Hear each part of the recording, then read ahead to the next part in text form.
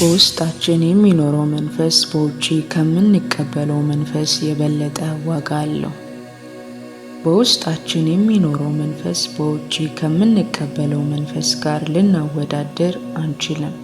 በፈሰሰው መንፈስና የመንፈስ ቅዱስ በውስጣችን ማደር መካከል ማለት ነው።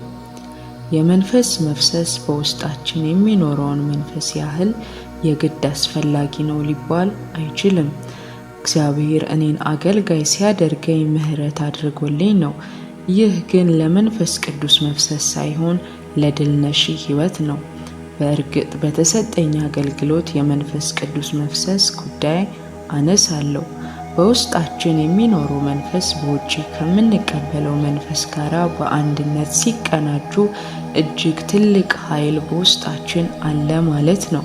ሆኖም መንፈስ ቅዱስ በውስጣችን ሳይኖር ውጫዊውን የመንፈስ ቅዱስ መፍሰስ ብቻ መቀበል አደገኛ ነው። እጅግ የላቀ የክርስትና ሕይወት የሚባለው ውስጣዊውና ውጫዊው የመንፈስ እውነታዎች በትብብር የሚሰሩበት ነው። ውስጣዊው የመንፈስ አገልግሎት ከተቀበልን በኋላ ውጫዊውን የመንፈስ አገልግሎት መሻት አለብን። ውስጣዊው የመንፈስ በእኛ ከሌለ ውጫዊውን መንፈስ መሻት ለጊዜው በይደር ማቆየት ያስፈልገናል። በብሉይ ኪዳን ዘመን ካህኑ መንጻት የሚያስፈልገው የቀኝ ጆሮውን ጫፍ፣ የቀኝ እጁን አውራ ጣትና የቀኝ እግሩን አውራ ጣት በደም ከቀባ በኋላ ዘይት ያስነካቸዋል። በመጀመሪያ ደም ያስነካቸዋል፣ ከዚያም ዘይት ይደግምበታል። ይህ ማለት መንፈስ ቅዱስ እንደሚገባ እንድትመላለሱና እንድታገለግሉ ያስችላችሁ ዘንድ ነው። በቅድሚያ በጆሮአችሁ በእጃችሁና በእግራችሁ ላይ መስቀሉ መስራት አለበት ማለት ነው። ደሙ በጆሮአችሁ በእጃችሁና በእግራችሁ ተቀባ ማለት ደሙ እናንተን ሰርዟችኋል፣ አስወግዷችኋል ማለት ነው። ሆኖም መንፈስ ቅዱስ ጆሮ፣ እጅና እግር ሊሆናችሁ ይመጣል። በቅድሚያ ድል ነሺ ሕይወት፣ ከዚያ የመንፈስ ቅዱስ መፍሰስ ይከተላል። ደሙን መቀባት ከክርስቶስ ጋር መሞትን ያመለክታል። የዘይቱ ሥራ የጌታን ሕይወት እንዲለቀቅ ማድረግ ነው።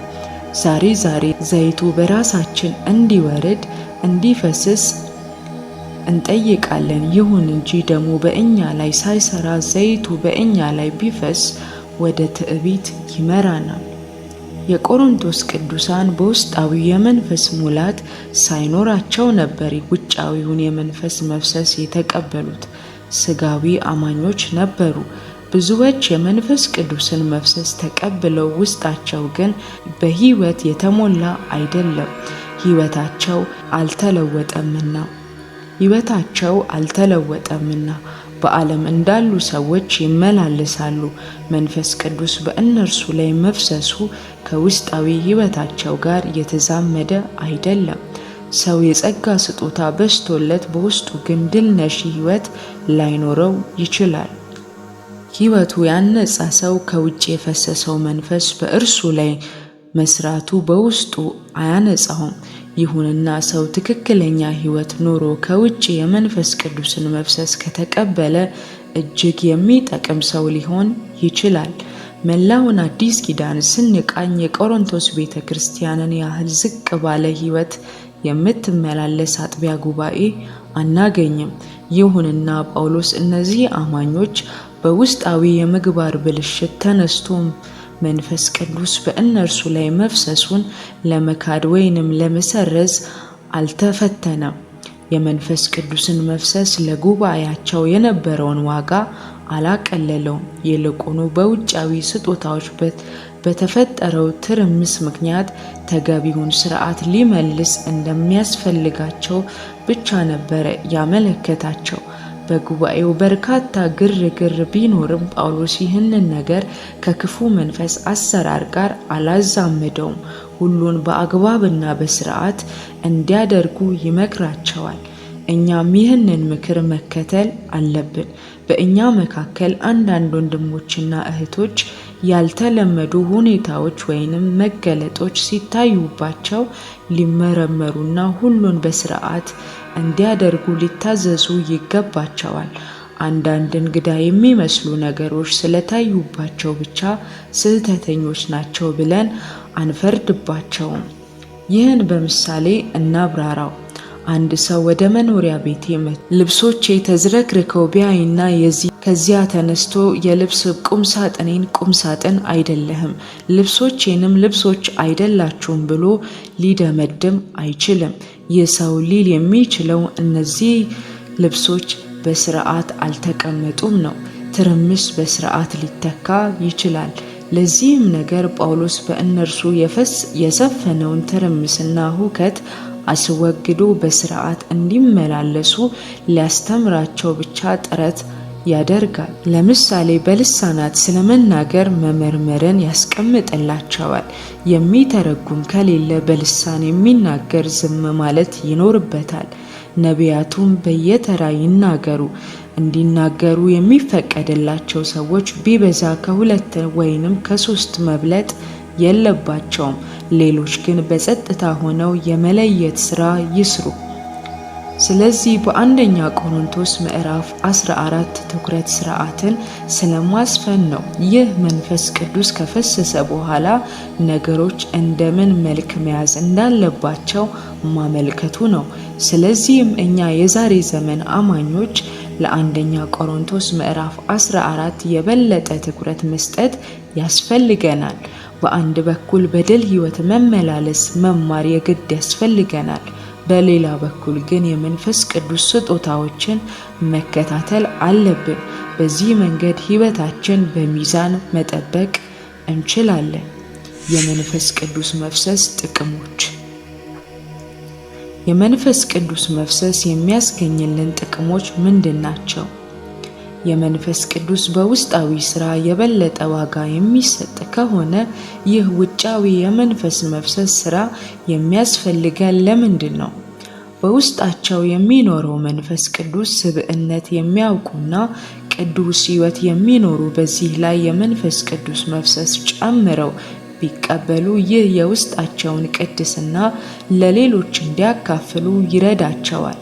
በውስጣቸው ባለጠጋ የሆኑ በርካታ ሰዎች እናውቃለን። ይሁንና ይህን ጸጋ ለሌሎች ማካፈል አይሆንላቸውም። ሰዎች ሊያደንቋቸው፣ ሊያከብሯቸው ቢችሉም ሆኖም የመንፈስ ቅዱስን መፍሰስ ስላልተቀበሉ በእነርሱ ጸጋ ሊጠቀሙ አይችሉም። ስለዚህም የመንፈስ ቅዱስ መፍሰስ የሚያስፈልገን ተግባራዊ ጥቅሞች ለመመልከት እንሞክራለን። አንደኛው ጸጋን ለማስተላለፍ ይሰጠናል። የመንፈስ ቅዱስ መፍሰስ ጸጋን የማካፈል ኃይል ይሰጣችኋል። ይህ ማለት በውስጣችሁ ያለውን ለሌሎች ማካፈል ማለት ነው። በእግዚአብሔር ፊት ቆይተው ብዙ የተማሩ ነገር ግን ይህን ለሌሎች ማካፈል ኃይል የሚጎድላቸው የመንፈስ ቅዱስን መፍሰስ ሊቀበሉ በውስጣቸው ያለውን ጸጋ ለማካፈል ቀላል ይሆንላቸዋል። መንፈስ ቅዱስ በውስጣቸው የተቀበሉ በአቅራቢያው ላይ ተጽዕኖ በእጅጉ ውስን ከሆነው ከኤሌክትሪክ ማሰራጫ ጋር ሊመሳሰሉ ይችላሉ። ማሰራጫው ብዙ ብርሃን ቢኖረውም መላው ከተማይቱ ግን በጽልመት ተውጣለች። ለከተማይቱ ብርሃን ይለቀቅ ዘንድ ማሰራጫው ከከተማይቱ ጋር የሚያገናኙ የኃይል መስመሮች መዘርጋት ይኖርባቸዋል። በእርግጥ በማሰራጫው ምንም ነገር ከሌለ የኃይል መስመር ዝርጋታው አንዳች የሚፈይደው ነገር የለም። በማሰራጫው የተወሰነ ኃይል ቢኖር እንኳን መስመር ካልተዘረጋ ፋይዳ አልባ ነው። በዚህ ምሳሌ የመንፈስ ቅዱስ መንፈስ ከኃይል መስመር ጋር ሊመሳሰል ይችላል። በርካታ ክርስቲያኖች በጣም ብዙ የኃይል መስመሮች ኖሯቸው በገዛ ራሳቸው ግን አንዳች ስለሌላቸው በጽልመት የሚጠቀሙት የሻማ ብርሃን መሆኑን እንግዳ አይደለም። መንፈሳዊ ነገርን ለሌሎች ስለማካፈል ሲያስቡ ይችላሉ።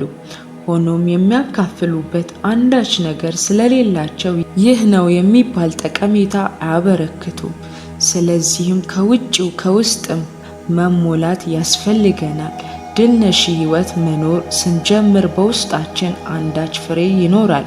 የመንፈስ ቅዱስን መፍሰስ መሻት ይህንን በውስጣዊ ሕይወት ለሌሎች የማካፈል ኃይል እንቀበላለን። ሁለተኛው ድፍረትን ያለብሰናል። አንዳንዶች በውስጣቸው ጸጋ ቢኖርም በፍርሃት ተሸብሽበዋል። በሰው ፊት ለመመስከር ብዙ ጊዜ መላልሰው ማሰብና መከለስ ይኖርባቸዋል።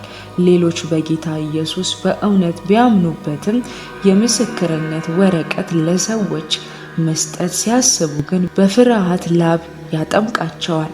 የመንፈስ ቅዱስን መፍሰስ ላልተቀበሉ ወይንም የዚህን አይነቱን ተሞክሮ ለሚያስፈራቸው ይህንን ጥያቄ ላቀርብላቸው እወዳለሁ። የመንፈስ ቅዱስን መፍሰስ የተቀበሉ ወንድሞቻችሁን ያህል ድፍረት አላችሁን? በውስጣችሁ አንድ ነገር ቢኖርም ፍርሃት ግን አስወግዳችኋል? ሌሎች የእናንተን ያህል ጸጋ ባይኖራቸው እንኳን በፍርሃት አልታሰሩም። እናንተ የሌሎች ድፍረት አላችሁ? የመንፈስ ቅዱስን መፍሰስ የተቀበሉ ሰው ከአሁኑ ሁኔታቸው በበለጠ እንቅስቃሴ እንዲመላለሱ አላበረታታም። ይህ ተሞክሮ ለመጀመሪያ ጊዜ የተቀበሉ ሰዎች ፈጥነው ወደ ምስክርነት እንዲሻገሩ ግን እመክራለሁ። ምክንያቱም ድሮ በፍርሃት ተይዘው የነበሩ አሁን ግን ድፍረት ተሰጥቷቸዋል። የመንፈስ ቅዱስ መፍሰስ የተቀበሉ ወንድሞች በሁለት ይመደባሉ። የመጀመሪያዎቹ ስስ ቆዳ ያላቸውና የሚፈሩ ሲሆኑ፣ ሁለተኞቹ ቆዳቸው የደነደነና የማይፈሩ ናቸው። የመንፈስ ቅዱስን መፍሰስ ከመቀበሌ በፊት አንዳንድ ጊዜ አንዳንድ ሰው አንዳንድ ወይንም ሁለት ማይል ልከተል አልችልም። ሆኖም ልመሰክርለት ወኔ አይኖረኝም። በባቡር ስጓዝ ለመጸለይና መጽሐፍ ቅዱስ ለማንበብ ድፍረት ቢኖረኝም የወንጌል ትራክት ለማካፈል ግን ትግል ይገጥመኛል። የመንፈስ ቅዱስ መፍሰስ ከተቀበልኩ በኋላ ግን ስለ አለባበሴ ሁኔታ መጨነቅ የሚባል ነገር ቀረ። ታላቅ ድፍረትም ተቀበልኩ። የደነደነ ቆዳ ብቻ ሳይሆን ከናካቴው ቆዳ የተገፈፈለት ሰው ሆንኩኝ።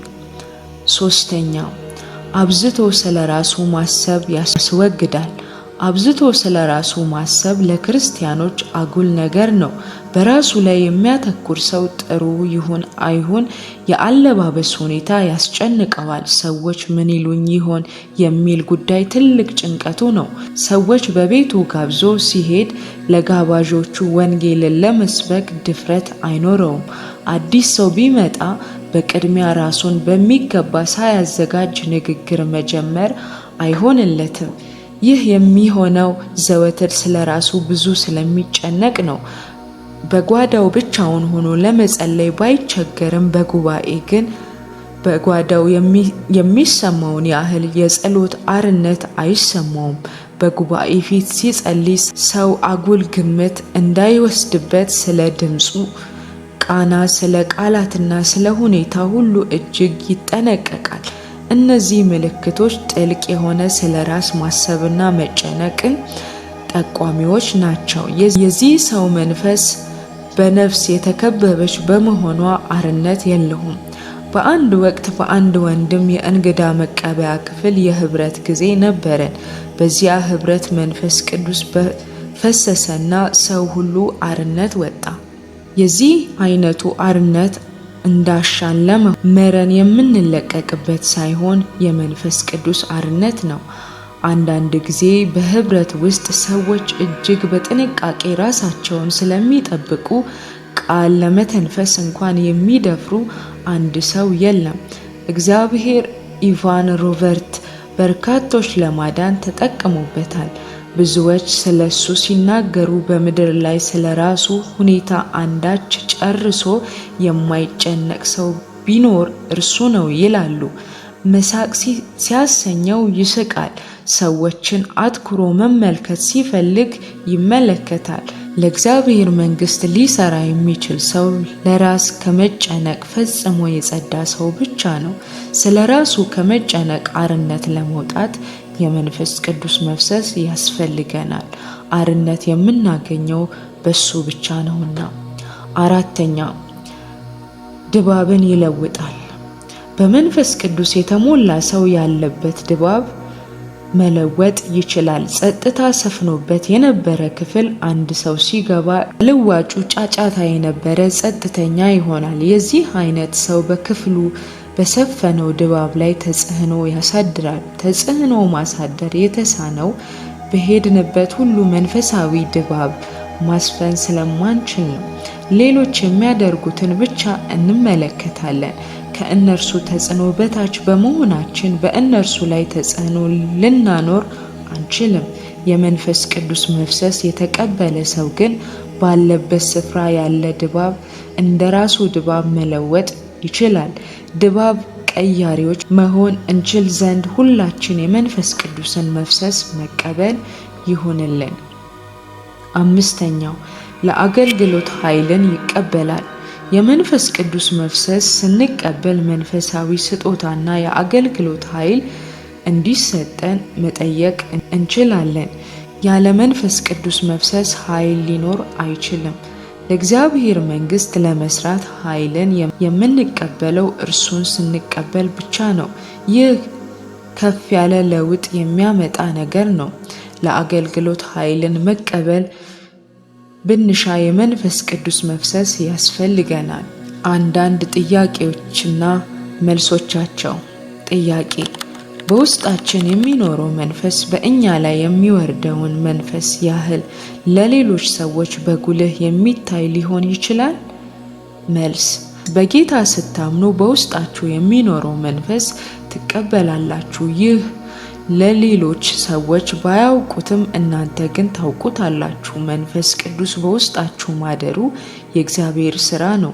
እርሱ በሰዎች ባይታይም መንፈስ ቅዱስ በሰው ላይ ሲወርድ ሰዎች በቀላሉ የሚታዩትን መገለጫዎች ሊመለከቱ ይችላሉ።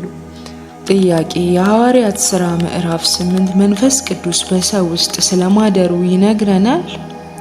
መልስ: የለም፣ አይናገርም። መንፈስ ቅዱስ በሰዎች ላይ ስለመምጣቱ ብቻ ነው የሚያወሳው። ጥያቄ: የሐዋርያት ሥራ ምዕራፍ 19 በኤፌሶን የነበሩ 12 ቅዱሳን የዮሐንስ ጥምቀት ቢቀበሉም ስለ መንፈስ ቅዱስ መምጣት ግን ከቶ እንዳልሰሙ ይናገራል። ጳውሎስ ባመኑ ጊዜ መንፈስን ተቀብለው እንደሆነ ይጠይቃቸዋል። እነርሱም እንዲህ ሲሉ ይመልሳሉ፣ አልተቀበልንም፣ መንፈስ ቅዱስ እንዳለስ እንኳን አልሰማንም። በዚህ ዕውቀት ጉድለት እንዳሉ ቢቀሩ ኖሮ ይጠፋሉ? መልስ: የነገረ መለኮት ተማሪዎች እነዚህ ሰዎች ስለ መንፈስ ቅዱስ አልሰሙምና ወይንም አልተቀበሉትምና ይጠፋሉ ሊሉ ይችላሉ። ስለዚህ በዚህ ቅጽበት ቢቀሩ ኖሮ ከጠፉት ተራ ነበር የሚቆጠሩት። እኔ ግን እነዚህ ድነዋል እንጂ ጠፍተዋል አልልም። እናንተም መንፈስ ቅዱስን በውስጣቸው ሳይኖር እንዴት ሊድኑ ይችላሉ ብላችሁ ትጠይቁ ይሆናል። እነዚህ ሰዎች እምነት እንዳላቸው እናውቃለን። ጳውሎስ ያመለከታቸው ነገር ቀደም ሲል የተቀበሉት የዮሐንስ ጥምቀት በቂ አለመሆኑን ነው። ለዚህም ምክንያቱ ዮሐንስ ከእርሱ በኋላ የሚመጣው ክርስቶስ ኢየሱስ ያምኑ ዘንድ ለሕዝቡ እየተናገረ በንስሐ ጥምቀት አጠመቃቸው። መንፈስ ቅዱስን ያልተቀበሉ በዚህ ምክንያት እንጂ በኢየሱስ ስላላመኑ አልነበረም። በእርግጥም ጳውሎስ በጌታ የማመንን ጉዳይ እንኳን አላነሳላቸውም። እነዚህ የኤፌሶን ሰዎች የጎደላቸው በሮሜ 8 የተጠቀሰው የመንፈስ ቅዱስ በውስጥ ማደር ሳይሆን የመንፈስ መፍሰስ ነበረ። በተጨማሪም የሐዋርያት ሥራ እነዚህን 12ቱን ደቀ መዛሙርት ይላቸዋል። በእነዚያ ጊዜያት አማኞች የሚታወቁበት ደቀ መዛሙርት ተብለው ሲሆን ደቀ መዛሙርትም አማኞች ነበሩ። የዳኑ ሰዎች ስለነበሩ እነዚህ በኤፌሶን የነበሩ 12 ደቀ መዛሙርት የጎደላቸው በውስጣቸው የሚያድረው መንፈስ ቅዱስ አልነበረም።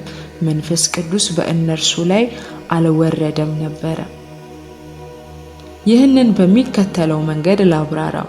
ከብዙ አስርተ ዓመታት በፊት እኔና እናንተ በጌታ ኢየሱስ አምነን በውስጣችን የሚያድረውን መንፈስ ቅዱስ ተቀበልን እንበል።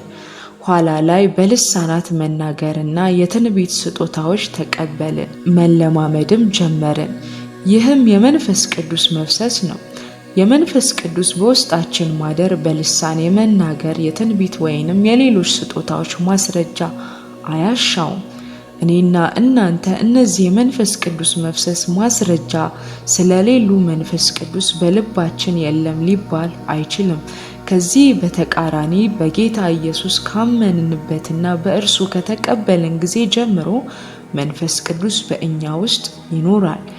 ጥያቄ: የመንፈስ ቅዱስ በውስጣዊና በውጫዊ ስራ ለይቶ መመልከቱ አስፈላጊ ምን ያህል ነው? መልስ: በአንድ በኩል የመንፈስ ቅዱስን መፍሰስ ከውጭ ያልተቀበሉ መንፈስ ቅዱስ በውስጣቸው ያለ ሰው በቀላሉ ለይተን አይታወቁም። በሌላ በኩል ውጫዊውን የመንፈስ መፍሰስ የተቀበሉና የመንፈስ ቅዱስ ውስጣዊ አሰራር የሚጎድላቸው ሰዎች በቀላሉ ለስህተት የተጋለጡ ናቸው። እነዚህኞቹ ወደ መንግስቱ ስለሚያመጧቸው ነፍሳት ቁጥር፣ ስላዳኗቸው ነፍሳት ብዛት ከማንም ሰው ምክርን መቀበል እንደማያሻቸው እንኳን በትምህርት ሊናገሩ ይችላሉ። በዚህ አይነት የትምክህት ቃል የሚመጡት የመንፈስ ቅዱስን መፍሰስ ተቀብለው ግን በውስጣቸው የሚኖረው መንፈስ ቀጣይ ስራ ረገድ የጎደላቸው ናቸው። በዚህ ምክንያት ከመንፈስ ውጫዊ ስራ ይልቅ ለውስጣዊ ስራ የበለጠ ትኩረት መስጠት ይኖርብናል። በዳግም ልደትና መሞላት መካከል ያሉ ልዩነቶች። ዳግም ልደት ከድነት መጠንሰስ ጋር ሲገናኝ፣ መሞላት ግን ተከትሎ የሚመጣ ድል ያመለክታል። ዳግም ልደት ከህይወት ጋር የተገናኘ ሲሆን፣ መሞላት ግን በዚህ ህይወት ከመመላለስ ጋር የተዛመደ ነው። ዳግም ልደት ከጽድቅ ጋር የተዛመደ ሲሆን፣ መሞላት ግን ከመቀደስ ጋር የተገናኘ ነው። ዳግም ልደት ለአማኙ ከአሮጌው አዳም ህይወት የተለየ አዲስ ህይወት ይሰጠዋል። መሞላት ግን በአማኙ ህይወት በተደጋጋሚ የመንፈስ ቅዱስ የውስጥ ፍሰት ይህን አዲስ ህይወት ያበዛለታል። የአማኝ ዳግም ልደት በኢየሱስ የመስቀል ሞት የቤዛነት ስራ ላይ የተመሰረተ የመንፈስ ቅዱስ ስራ ሲሆን፣ መሞላት ደግሞ የመስቀሉ ስራዎች የሚተገበሩበት ወይንም የሚፈጸሙበት የሰው መንፈስ በመንፈስ ቅዱስ መሞላት ነው። ዳግም ልደት የህይወት ጅማሬ ሲያመለክት፣ መሞላት ደግሞ የህይወትን መብሰል ያመለክታል። ቪዲዮውን ከወደዱት ላይክ፣ ሼር፣ ሰብስክራይብ ማድረግ አይርሱ። ምዕራፍ 6 ይቀጥላል።